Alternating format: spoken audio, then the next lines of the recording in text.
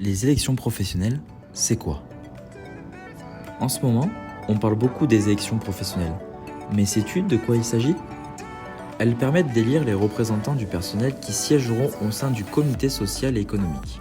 Et ils défendront les droits et les intérêts des travailleurs auprès des employeurs. Ok, mais c'est pour qui? Je suis jeune, je suis pas concernée, si? Bien sûr que si. Tous les salariés âgés de 16 ans révolus et justifiant d'au moins 3 mois d'ancienneté dans l'entreprise, à la date du premier tour, peuvent voter aux élections professionnelles.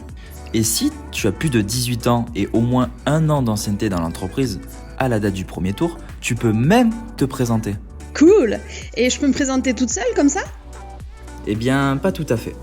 Le premier tour des élections professionnelles est réservé aux organisations syndicales.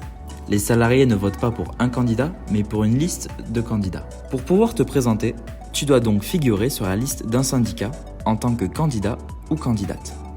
Par contre, au deuxième tour, les candidatures sont libres. Un ou une salariée peut se présenter seul sans avoir à figurer sur une liste syndicale. Ok, mais ça se passe comment ces élections? L'élection prend généralement la forme d'un vote à bulletin, secret, organisé dans les locaux de l'entreprise et pendant le temps de travail sous la surveillance d'un bureau de vote. Tu peux également voter par correspondance ou par voie électronique.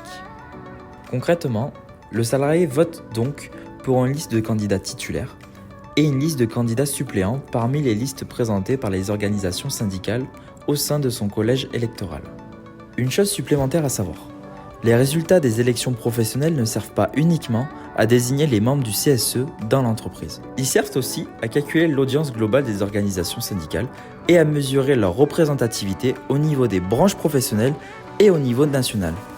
Les élections professionnelles constituent donc un moment crucial pour les organisations syndicales conditionnant, premièrement, leur présence au sein du CSE et la possibilité de représenter les salariés auprès de l'employeur.